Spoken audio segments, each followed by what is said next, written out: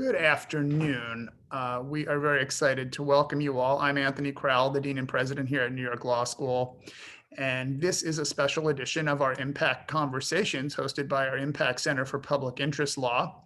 Today, we are joined by Maya Wiley, Democratic candidate for mayor of the city of New York. She'll deliver remarks on managing change in New York City, followed by questions from several of our law students. This issue, how a candidate plans to manage City Hall, is on the minds of many New Yorkers, and it is also on the minds of our students, together with other issues. As the next generation of leaders, they are eager to learn more about the candidates' ideas, their leadership philosophy, and strategies.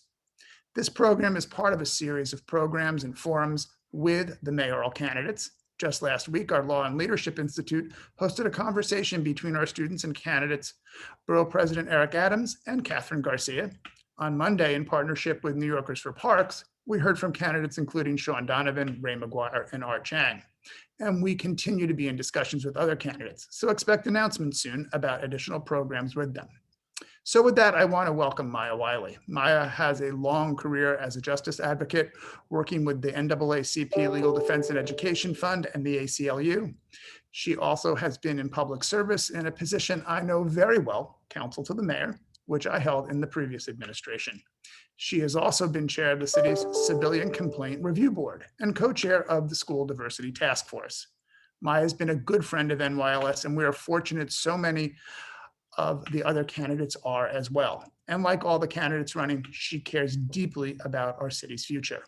And I'm so pleased that NYLS, with our close connection to New York City's civic and government community, continues to be a go-to for important discussions like today on management and leadership in these difficult times. Welcome, Maya. Thank you, Dean Kroll. It's such a pleasure to be here. And fun fact, my father-in-law was an alum. He passed away in 2008, but he never stopped attending New York Law School events. So it's also a personal pleasure to be with you. And I just want to thank you for this opportunity to discuss a critical topic in this year's election that will determine who the next mayor will be. How are we going to manage our city government, all $92 billion and 325,000 employees of it, for the change we need? This question is critical because this is no ordinary job and these are extraordinary times. So I'm here to share how I will manage a just recovery, because I've considered seriously and thoroughly the question, how are we going to bring this city together to recover what we love about this city while repairing the deep inequities that the pandemic has deepened so dramatically? Because let's remember, they predated COVID. So it's no secret that I am different from the other candidates in this race. I'm very different in many ways from the people we've elected to be mayor of New York in the past. I'm a Black woman, raised by parents who were leaders in the civil rights movement. And my father was not just my father. He was a father to the nascent economic justice movement. So I was raised to be a change maker. And I was trained by giants as a civil rights lawyer. I was trained to be thoughtful and judicious by Judge James T. Giles, for whom I clerked in the Eastern District of Pennsylvania. I was trained to be a critical thinking litigator by Professor John Powell, for whom I worked at the ACLU, and to be an advocate in the courtroom and in Congress by Elaine Jones and others at the NAACP Legal Defense Fund and Wade Henderson at the NAACP. I stand on the shoulders of people for whom the words, "that's impossible," were a challenge, not an answer. And for 3 decades, my work has directly taken on structural racism and inequality. And I've led change making at the highest levels of city government. Given my unique and non-traditional background and experience, I led differently in government too. So I want to answer a critical question. What would it be like to have Maya as our mayor?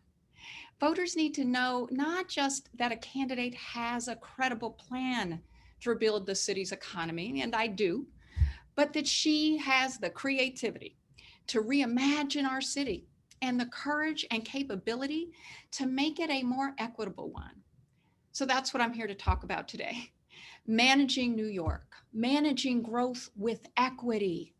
Because after 4 years of Trump, after continued battles over belonging, after a year of quarantine, suffering, and sacrifice, after George Floyd, Ahmaud Marbury, and Breonna Taylor, this is a time for change management. This moment demands a unique skill set. I've worked in the government, I've worked on the government. I know it from the outside and from the inside. I've moved people, I've moved policy, and I have used the powers of City Hall to get government to do what it had never done before. I can keep it right-sided up and right-sized where appropriate, and I can turn it upside down and shake it out where necessary. New York needs more than a choice between candidates with no experience in government and candidates who have experience only in government. Something more than no real chance of success and no real chance for change. We have a strong mayor system in New York City. Over the past generation, with the elimination of the Board of Estimate, numerous charter changes, term limits, public campaign financing, and mayoral control of the schools, we've concentrated power and capability in the office of the mayor. And in the unprecedented post-pandemic circumstances that the next mayor will inherit, we need a mayor with the courage and capability to utilize the powers of the office, all of the powers of the office, for recovery and reimagining so that this city is for all our people. Today, I'll talk about 14 key tools or levers of mayoral power and influence. Properly deploying every one of these management tools will be essential for New York's future. Now, every candidate in this field has real experience and skill in some of these areas. The people running for mayor this year are highly capable, and I respect and appreciate each and every one of them. But voters have to choose which one of us has the best combination of skills and experience to manage the city in this time for change. First and foremost, a great city needs a mayor with a vision, a mayor with the courage and creativity to think transformationally about government systems and social structures, a mayor who can seize the hope these challenging times uniquely create and build on it. And that defines my life and my work. I don't look away from big problems, and I'm offering transformative solutions in this campaign. Solutions like my New Deal New York proposal for a $10 billion investment to create 100,000 new jobs and invest in the economic future of our cities, building things we need built and fixing things we need fixed. Solutions like my care economy plan to address the intertwined challenges of the mental health crisis and the affordability crisis by investing in vulnerable families, by providing $5,000 annual grants to 100,000 of New York's most high-need families to use towards caregiving expenses, one of the top 3 costs of living in this city. We need to offer hope and help because we can't lose a generation of youth to crime, violence, lack of opportunity, and the traumas they impose. And at the same time, vision without proven policy coordination, capability, is just another false promise. Things don't get done just because the mayor says so. Transformational change happens in New York when there's a mayor who declares a priority, is unflinchingly focused on accomplishing it, and uses all the levers of government and all the powers of the mayoralty to get it done. That's the success story of Safe Streets, Safe Cities, the Cornell Technion Project, and Universal Pre-K. And that's what I accomplished during my time in City Hall when the mayor put me in charge of building out broadband infrastructure for New Yorkers abandoned on the far side of the digital divide. I showed City Hall where we had the dollars. With no single agency responsible for broadband for all, I pulled multiple agencies together and got every single unit in Queensbridge houses, free broadband, paid for by the city, a safety net we'd never seen before. Had I stayed in City Hall, we would have had more public housing with free broadband in the apartments before COVID. Now, city government is not a command and control organization. It is an organization of people, a set of public systems run by over 50 agencies, and successful operations are not just a technical exercise. The way I get things done, like getting women and minority-owned business enterprise contracts up from $500 million to $1.6 billion in 1 year with only a job title, with no staff and no budget, required starting with the right leaders in city government, qualified folks in all the important positions, listening to them, listening to communities, and listening to outside experts. We pulled together everyone from women and minority-owned businesses themselves to electeds and government agencies and the support service organizations that help them.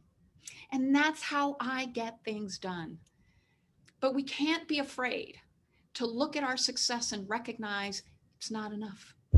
I commissioned a study called a disparity study to look at how we were doing.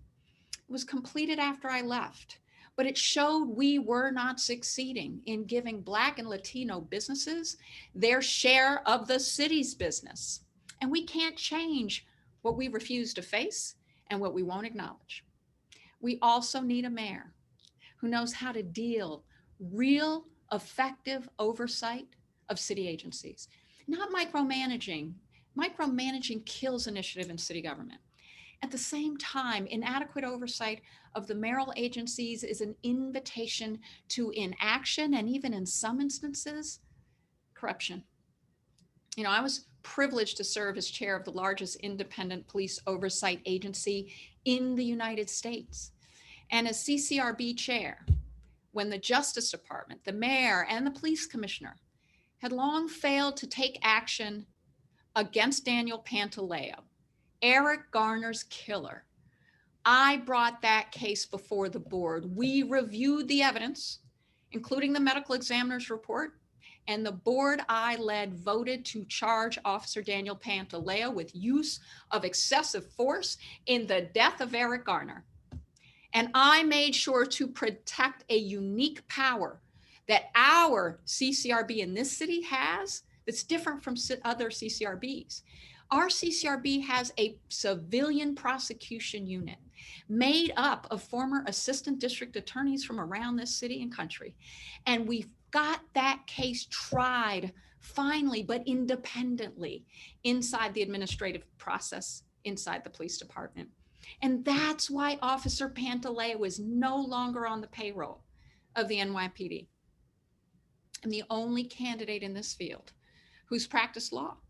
And my training will serve this city well, not just in making the right legal call, like I did in the Eric Garner killing with Daniel Pantaleo, but in asking the right questions, gathering the right information, and using the judgment I've been trained in to make the right decisions.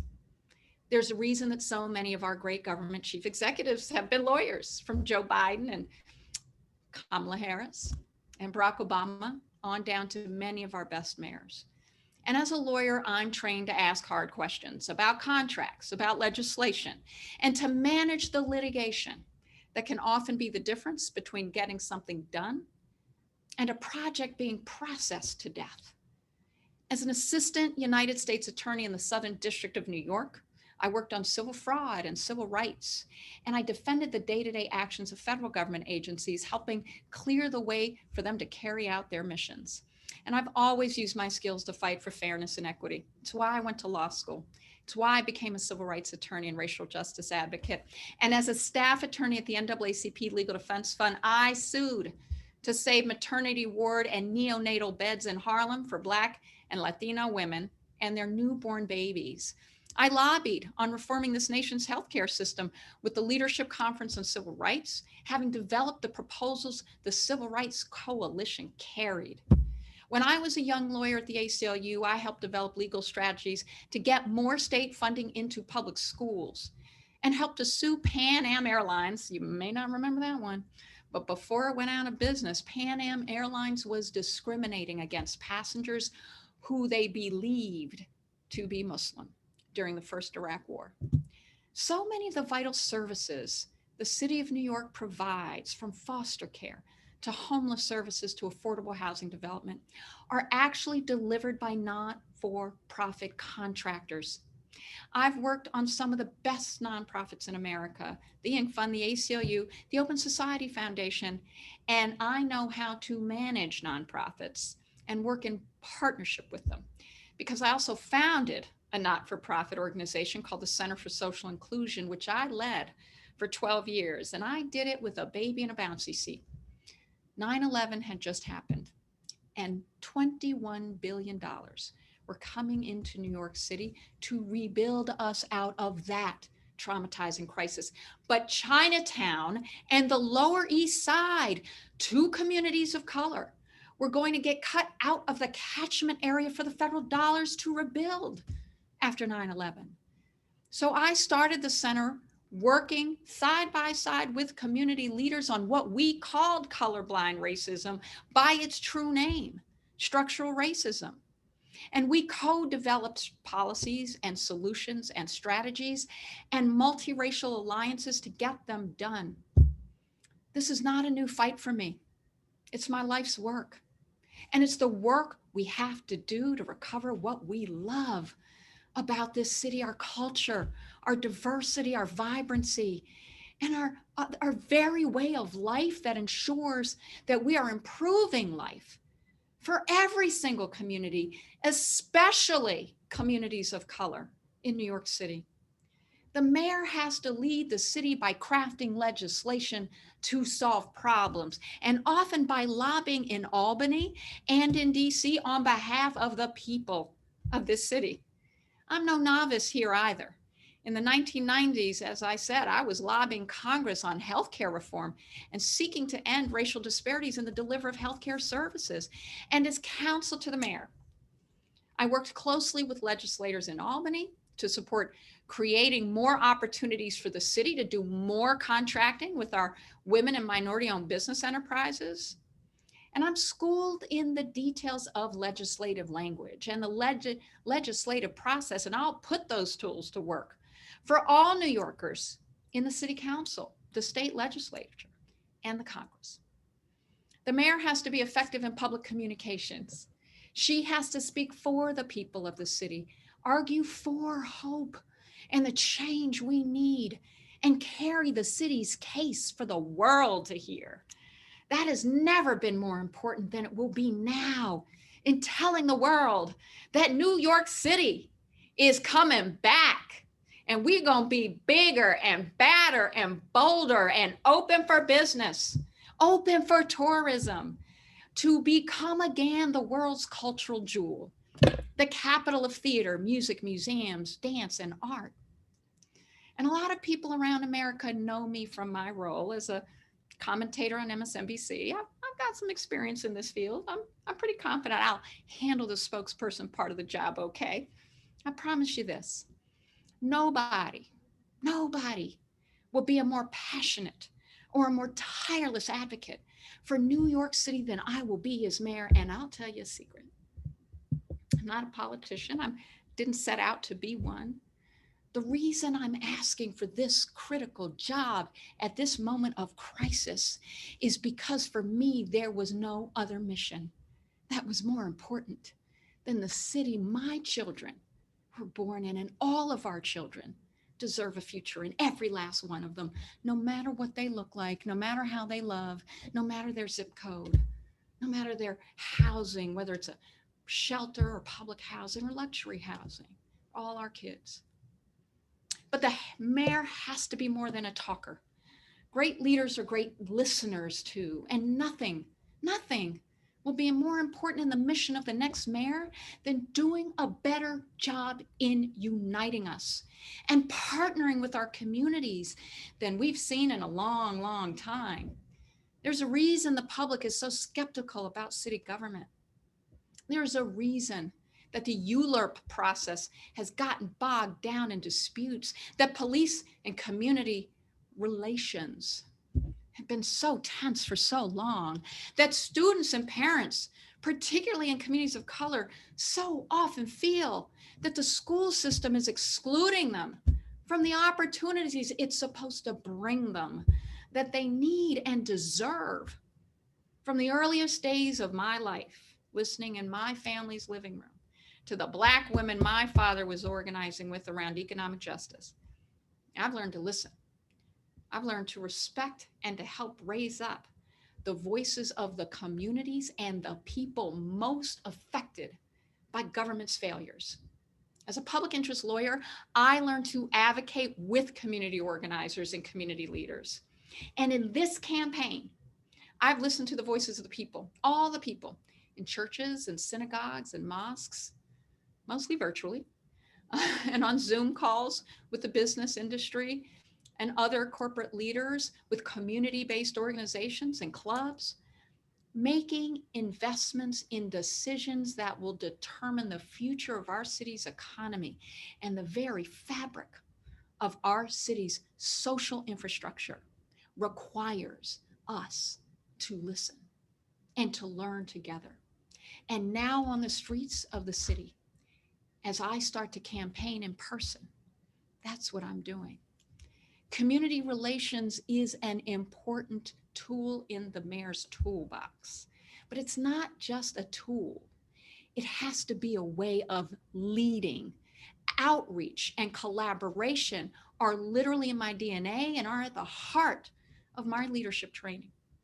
And as co-chair of the city's school diversity advisory group, I co-led a process with 40 plus leaders, parent leaders, student leaders, educators, principals, advocates, and academics to collaboratively and cooperatively develop a series of proposals in reports that total 200 pages to tackle structural inequities and racism that exist in our very school system. With the know-how of being a kid that attended a segregated, overcrowded, and underfunded elementary school, who became a civil rights lawyer and fought for fair funding and later co-led the massive effort, I have marshaled all of that experience to create a plan. And as mayor, my plan includes reducing class sizes by hiring 1,000 new teachers, ensuring they look like our students, because we know that helps them learn, and eliminating discriminatory admissions practices, because if they're discriminatory, they're done. That makes us an integrated system rather than the most segregated system in the nation. But I will also ensure that our communities, our educators, our administrators have a say in how we come back from this devastating year and create more fun and innovative learning, because we can't make learning something that our kids dread. It has to be something that they are excited about every single day. And the next mayor must accelerate our city's efforts to combat climate change. It's what our young people are demanding.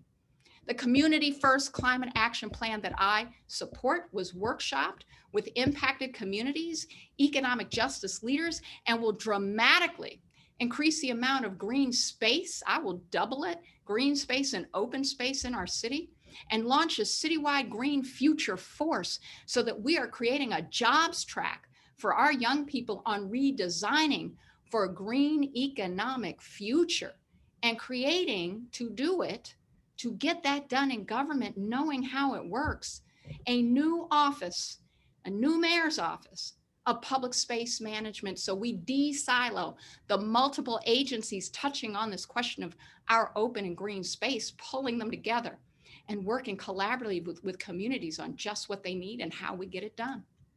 And the way we do budgeting and fiscal management, a critical power and tool of the mayor in our city, that needs to evolve in this time of change too.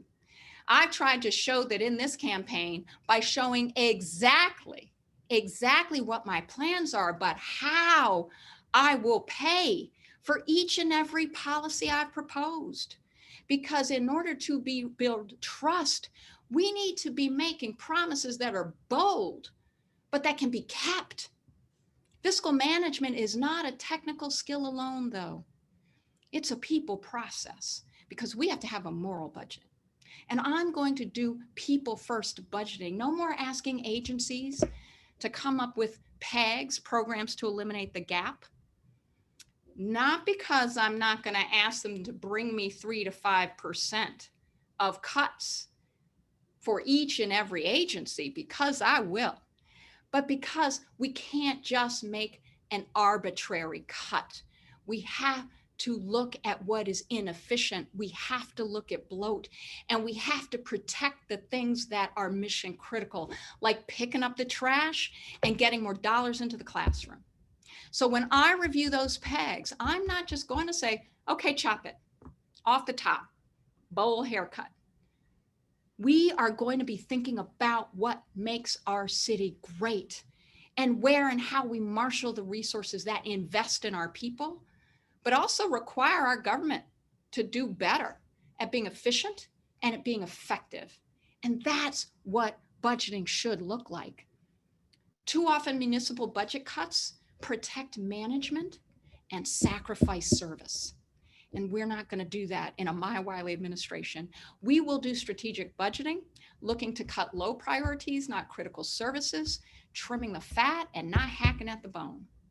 You know, President Kennedy taught that to govern is to choose. And I will make choices, intentional, strategic, equitable choices to target our resources on the problems we need to solve. So let me give you a couple of examples so you can see how I will manage the city budget. I am going to take $18 million from the bloated New York City Police Department budget, and I'm going to invest that money in trauma-informed care in our schools. That means the services and mental health supports that help send violence down and graduation rates up. And I am talking about research. This is proven. So starting with our communities that have the highest rates of gun violence, because we know from research that the mere exposure to gun violence actually reduces academic performance, and we have to reverse that cycle of violence.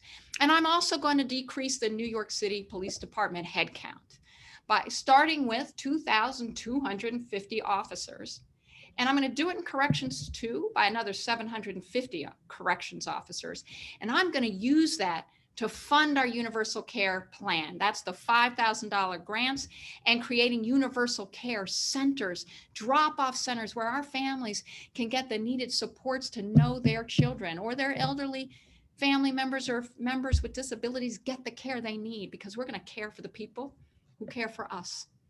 These are the kinds of choices consistent with public safety and public health that can end decades of looking away from the impact of poverty and violence in favor of an unthinking, almost instinctual impulse to throw money at uniformed services without fully considering the necessity and the alternatives. We can't jeopardize public safety, and we won't. But we have to take on the consequences of gun violence, chronic educational and healthcare deprivation, and we will. The kinds of choices and commitments I'm talking about require a management team that is fully committed to our mayoral agenda. This is going to be a mission-driven administration. There are roughly 1,200 senior policymaking positions accountable to the mayor. And do you know how I know? Do you know?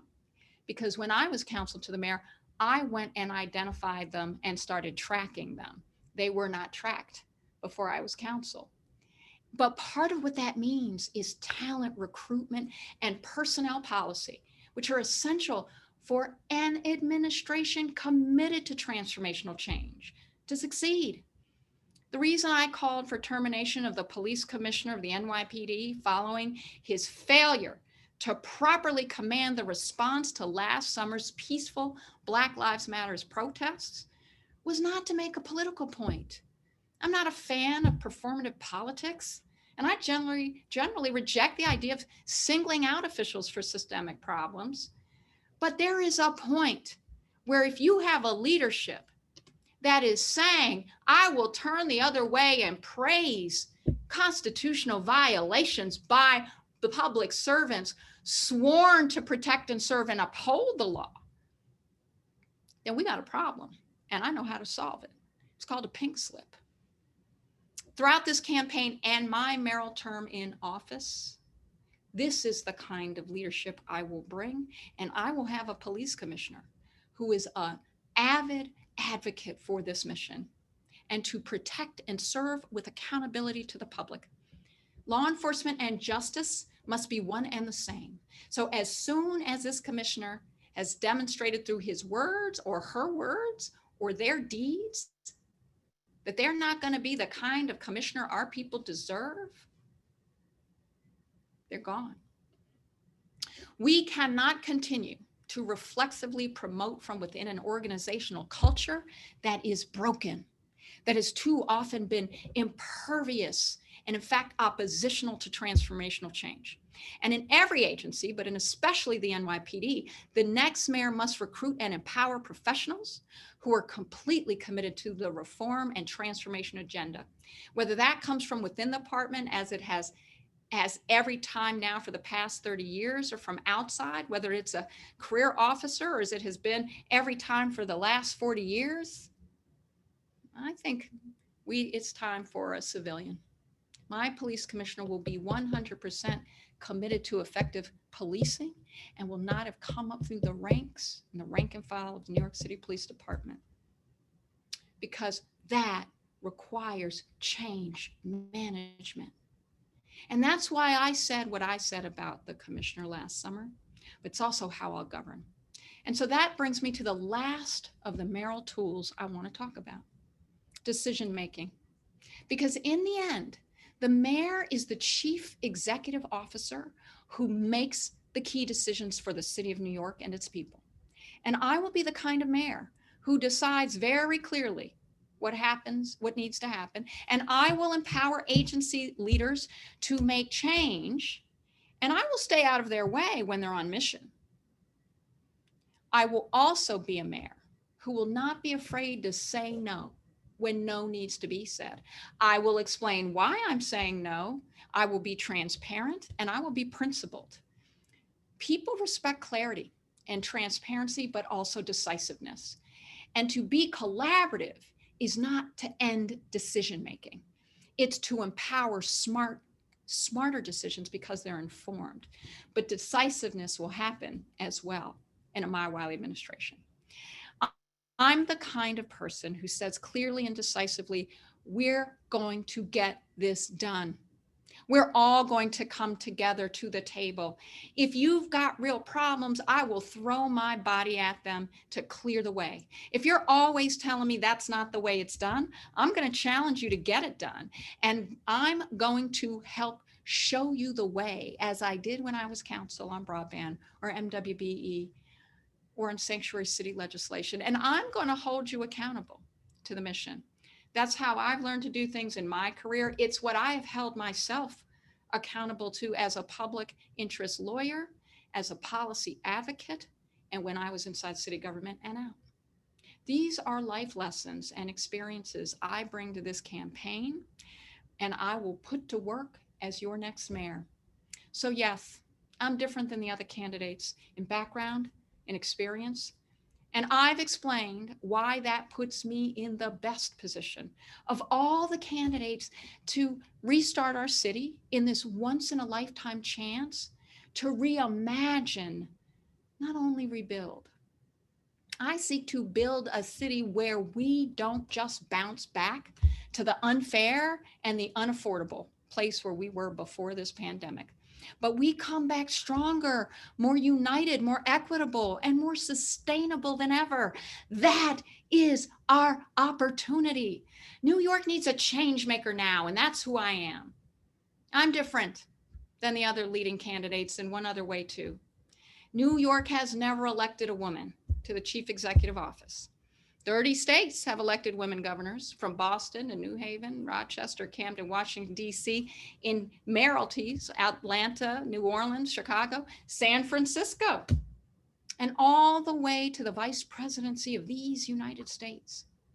This is a time for change. And don't tell me New York City, this city I love, is less ready for diverse, inclusive, progressive leadership that is highly qualified. Over the past decade, New York has suffered a shocking series of leadership failures as one after another high-ranking elected official has flamed out due to appalling personal conduct. And they've all had one thing in common. Not one of them was a woman. So let's get on with this debate about who can best manage the city for change, the growth, the equity we need. Let's debate how to confront the humanitarian crisis, the crisis of confidence in city government, and the public safety crisis created by the failure to fully address the need for mental health services. Let's debate how to use the power of mayoral control so that we don't lose a generation of our children to crime or violence or lack of opportunity or trauma. Let's debate how to rebuild our city for more equitable opportunity with infrastructure, jobs, and affordable housing. So every working person in this city and every person who wants and needs to work can afford not just to be here, but who can enjoy living here. I'm ready. I'm eager to debate what this city needs in a leader. And for the reasons I've set out today, I offer myself to the people of this city as someone with the breadth of experience, the management approach, and more importantly, the courage and the conviction to say, this time requires change, and I'm going to make it. Thank you.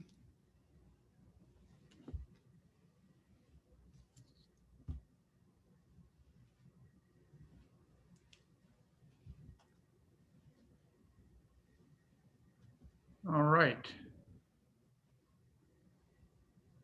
Can we go back to a split screen, please?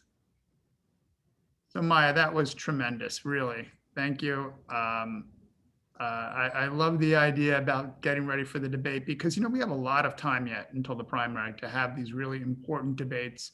These very, very thought-provoking issues need to be surfaced, but clear, concrete strategies and meaningful dialogues on the best way to go about them and the kind of experience needed to be successful at doing so. I am really proud to have a number of our students with us today. They have some thoughtful questions that they wanted to pose to you, all of which I believe really align with this theme of management. And it's going to be great to hear how your vision will help them understand a little better what the city could be. So our first student is going to be Rana Matared. Rana, would you like to ask Maya your question? Thank you, Jean Crowell. Ms. Wiley, thank you so much for your remarks and for taking the time to be here with us. As Dean Crowell said, my name is Rana. I'm a Manhattan resident. My background is in engineering, and I'm also an immigrant tech entrepreneur. I'm currently a 1L Day Division student here at New York Law School with interest in technology regulation as it applies to business and financial sectors. My question to you is, your campaign launch video declared a crisis of confidence in our city's leadership. Can you speak to how you will restore confidence that the city's public health responses will be more equitable going forward? Oh, thank you, Rana, and thank you for that really critically important question. We have got to recognize that this is a city where we had 600,000 New Yorkers who did not have a health insurance card when COVID hit. And that typically and often we see that communities of color in particular don't have the healthcare infrastructure they need and deserve.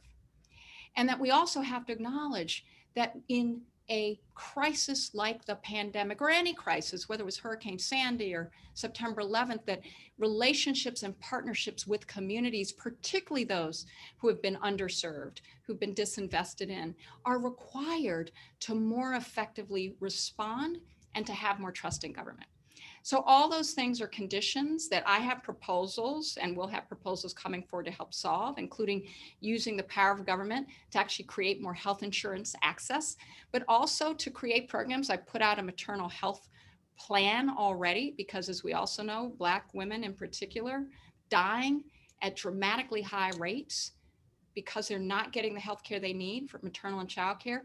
So a big part of restoring trust, one, means being honest and clear about what the public health needs are and who needs them, and what public health experts tell us needs to be done to improve our health, and to be very transparent with that with the public and very partnered at the community level. So a big part of my plan, which I've already done with experts as well as with community leaders and advocates, is to develop those plans.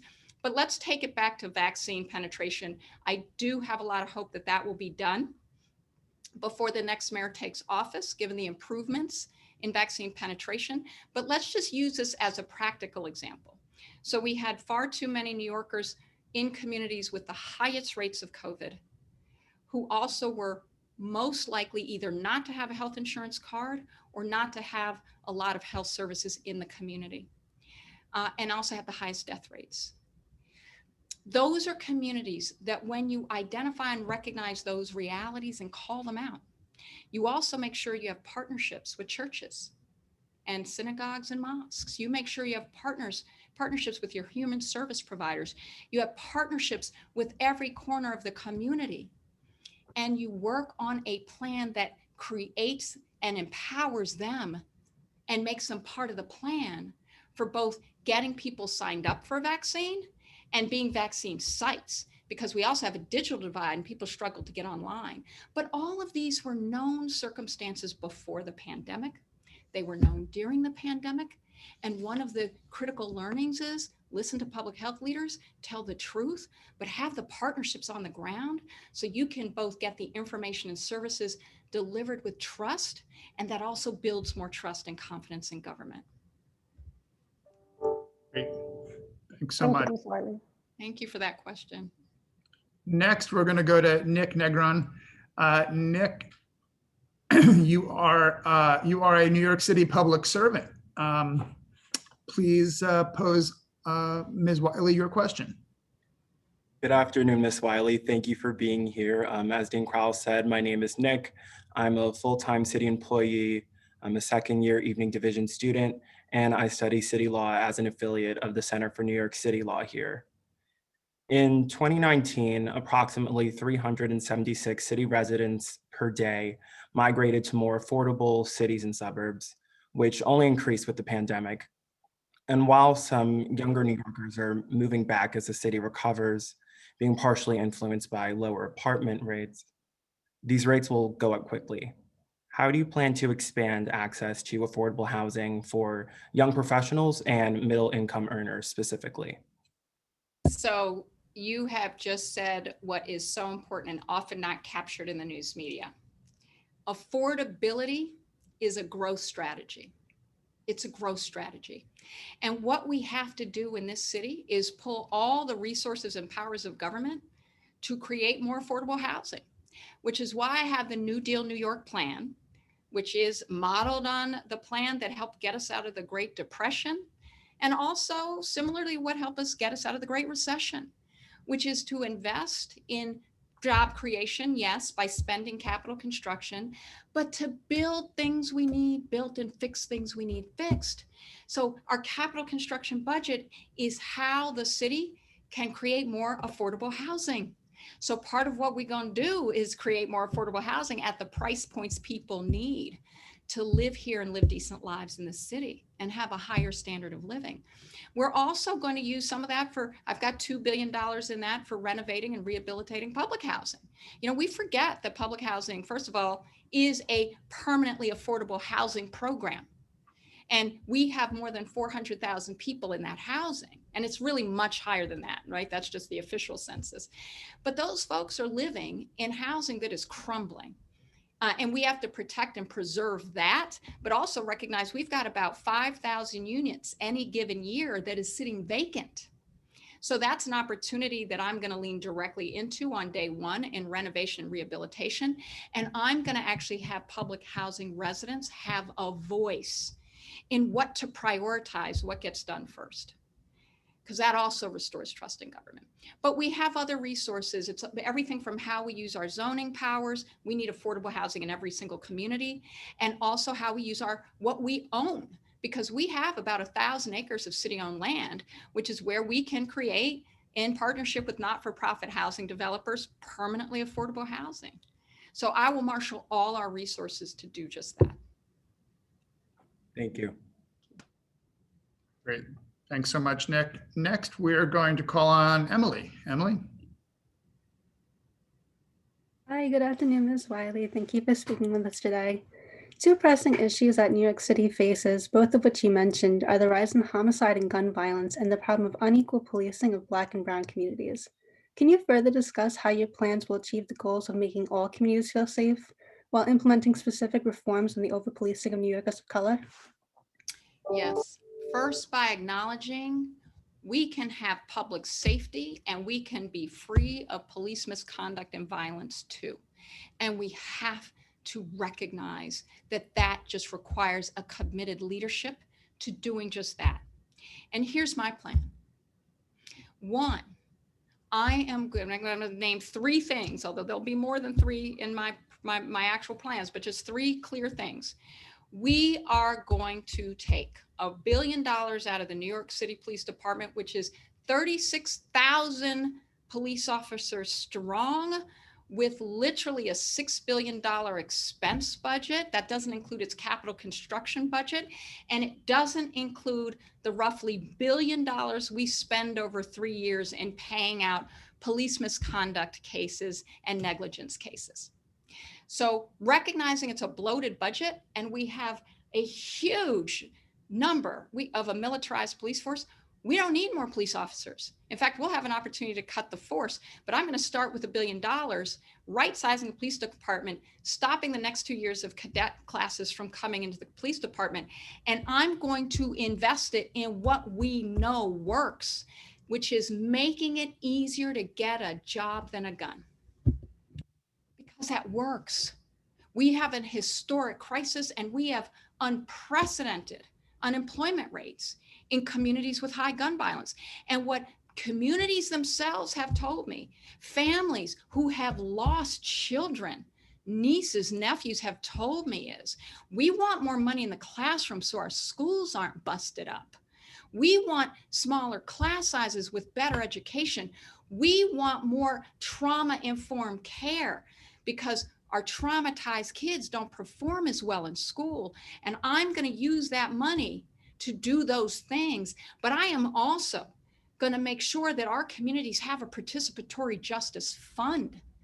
That's the 18 million of that 1 billion that puts the money directly in the hands of community to say, what do you need? You tell us.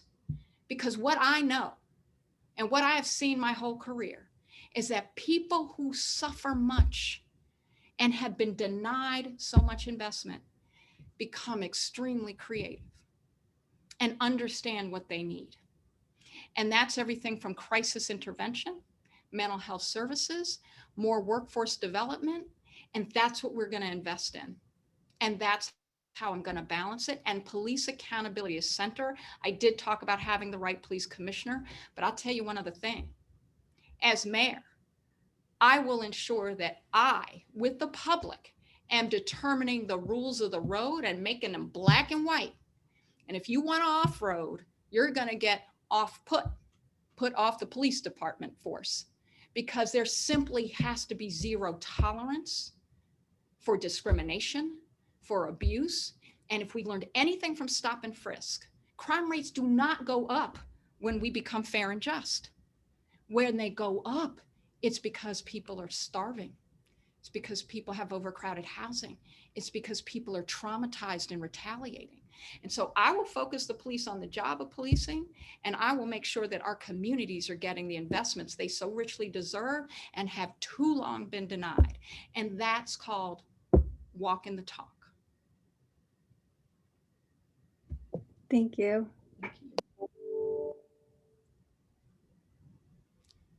And next we call on Scott. Scott, you were one of our terrific students in my state and local government law class this year, and I look forward to hearing your question. Thank you, Dean Crowell, and thank you, Ms. Wiley, for being here, and thank you for your time. My name is Scott Matsuda, and I'm a second-year law student and Center for City Law affiliate. And I'm interested in going to public interest and legislative law after I graduate. That's great.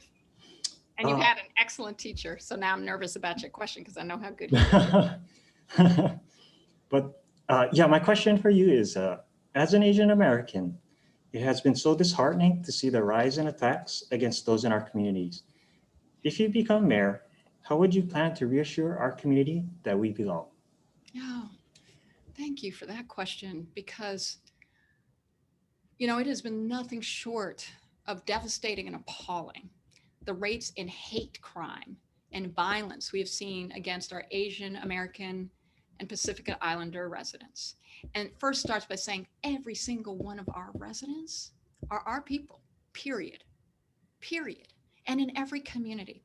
And it starts by being the mayor that not only actively and aggressively denounces violence, that is actively and aggressively showing up in Asian and Pacific Islander communities and saying, what do you need? What do you need from us? Because it's not just about proclaiming that hate has no home here. And I will proclaim that. But it is also making sure that we're listening, because I have listened to a lot of not-for-profit leaders and other leaders who are in the AAPI community who have said, we don't count because we don't get counted. You know, there's a statute pending in Albany that asks that we actually capture the data appropriately to understand the needs of our people who are also AAPI. And I support that legislation because we do have to make sure we understand what our people need, where they are, and how to better serve. But that also requires the partnerships. And I have heard from leaders in Asian communities and Pacific Islander communities that they need more investment in community-based organizations. And I know, as someone who is Black, where we have huge problems, of course, with hate crimes and violence in the Black community, as we have seen with anti-Semitism, with Islamophobia. Unfortunately, far too many groups in this city have seen a rise in hate.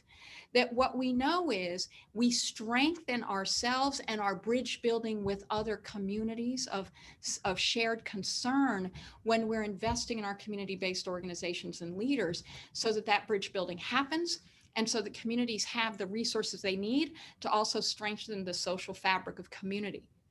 And so I will make sure that those kinds of investments are happening. And then also the partnerships with city government, so that we are being responsive to what we're being asked to do, to be problem solvers with the community. Thank you. Thank you. Great. Thanks so much, Scott. Appreciate that.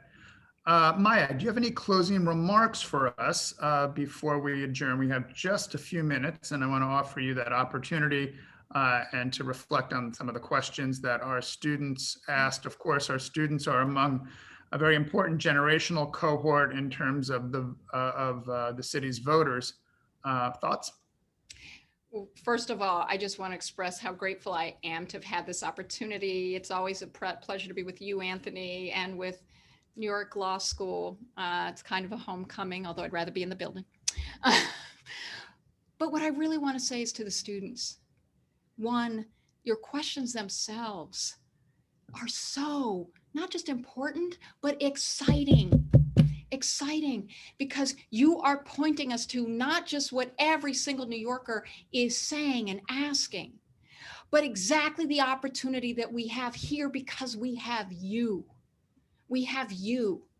And my commitment to you is that you will have a home here. You will be able to afford to live here. You will be seen as valuable here. And you are a generation that we will say, this city is yours. And we will make it so. Great. Thank you so much. It's wonderful to see you. We really appreciate the time you've shared with us today to articulate your vision and to allow us to understand your platform and candidacy better. And I hope all of you who are joining us in the audience will come for additional mayoral candidate forums that we have, as well as other programs with leading policymakers, advocates, and private sector leaders. And so for now, from the New York Law School, thank you so much. Maya, thank you.